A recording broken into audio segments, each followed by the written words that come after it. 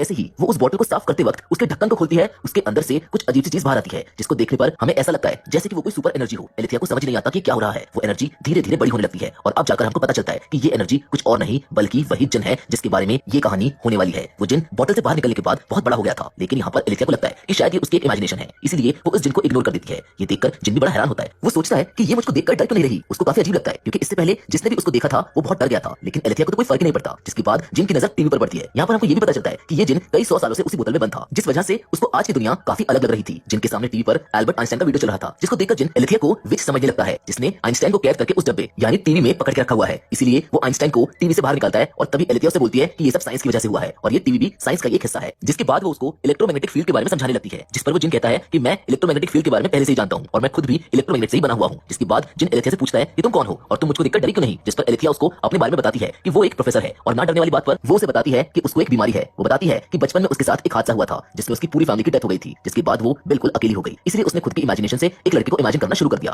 ताकि उसे अकेलापन ना लगे। वो उस लड़के को जब चाहे तब इमेजिन करती है और जब चाहे उसको जाने के लिए कहती है। ऐसे ही धीरे धीरे करके एलेथिया की इमेजिनेशन काफी स्ट्रांग हो गई, लेकिन धीरे धीरे उस लड़के की इमेजिनेशन उसके लिए काफी रूड हो गई, जिस वजह से उसको कई सारी भयानक चीजें दिखाई देती हैं और जिनको देखकर भी उसको ऐसा ही लगा था कि शायद वो उसकी कोई इमेजिनेशन है और इसी वजह से एलेथिया उससे डरी नहीं थी। जिनको उसकी स्टोरी काफी पसंद आती है, इसलिए वो उसे कहता है कि मैं तुम्हारी कोई भी 3 विश पूरी करूंगा। एलेथिया को अभी भी समझ नहीं आता कि वो जिन उससे क्या कहना चाह रहा है। वो कुछ बोल पाती इससे पहले जिन एक इंसान का भेष बदल लेता है और वो एलेथिया के लिए ढेर सारा खाना लेकर आता है, जिसके बाद एलेथिया को थोड़ा थोड़ा यकीन होने लगता है कि वो एक असली वाला जिन है। इसलिए उसने एक इंसान का रूप ले लिया है और पलक झपकते ही ढेर सारा खाना भी लेकर आ गया। एलेथिया जिनसे पूछती है कि तुम उस बोतल में कैसे आए। उसे जिन के बारे में जानने के लिए काफी ज्यादा क्यूरियोसिटी रही थी, इसलिए वो जिन से उसके बारे में पूछती है कि वो इतने छोटे से बोतल में कैसे आया और वहां कब से बंद था। जिस पर जिन उसको अपनी कहानी बताता है। वो बताता है कि उसके जिन बनने के पीछे का मेन रीजन लोगों की इच्छा पूरी करने का है। वो बताता है कि मैं भी कभी 2 पैरों वाला एक इंसान हुआ करता था और वो आज से तकरीबन 3000 साल पुरानी एक क्वीन जिसका नाम शीबा था उसका कजन था, लेकिन वो उससे प्यार करने लगा। तभी एलेथिया उसको बीच में टोकती है और कहती है कि मैंने तो सुना है कि क्वीन शीबा तो किंग सोलोमन से प्यार करती थी, तुम उससे कैसे प्यार कर सकते हो। जिन कहता है कि हाँ ऐसा ही था, वो मेरे प्यार में दीवानी हो गई थी, लेकिन जब किंग सोलोमन क्वीन शीबा के लिए उसके किंगडम में आया तो वो अपने साथ एक म्यूजिकल इंस्ट्रूमेंट लेकर आया था, जिसको प्ले करते ही क्वीन सोलोमन के प्यार में पागल हो गई और शीबा ने मेरा पत्ता काट दिया। दरअसल सोलोमन एक जादूगर था और उसी ने अपने उस मैजिकल इंस्ट्रूमेंट की आवाज से क्वीन को अपने वश में कर लिया था, जिससे कि क्वीन उससे प्यार करने लगी। फिर जब सोलोमन और क्वीन एक दूसरे के करीब हुए तो उसको पता चल गया कि मैं और शीबा रिलेशनशिप में थे, जिससे कि सोलोमन काफी ज्यादा गुस्सा हो गया और उसने ही अपने जादू की मदद से मुझे उस बोतल में बंद करके मुझे समंदर में फेंकवा दिया। जिसके बाद जिन बताता है कि मैं 2500 सालों तक उस बोतल के अंदर बंद होकर तड़पता रहा। मैंने वहां से खुद को आजाद करने की बहुत कोशिश की, लेकिन मैं आजाद न हो सका। एलेथिया को जिन की स्टोरी बहुत दिलचस्प लगती है और अब उसको उन 3 विशेष के बारे में याद आता है जिसको पूरी करने के बारे में जिन ने कहा था। लेकिन विश मांगने से पहले वो जिनसे पूछती है कि तुम मुझको ये बताओ कि एक लड़की का दिल क्या चाहता है, जिस पर जिन कहता है कि मुझको क्या पता, मेरा तो इन सब मामलों में हमेशा से पोपटी बना है। फिर जिन उससे पूछता है कि क्या तुम किसी से प्यार नहीं करती हो, जिस पर वो कहती है कि काफी समय पहले मैं जैक नाम के एक लड़के से प्यार करती थी जो मेरी यूनिवर्सिटी में पढ़ा करता था, लेकिन वो किसी और लड़की के साथ भी इन्वॉल्व था, इसीलिए मैंने उसको छोड़ दिया।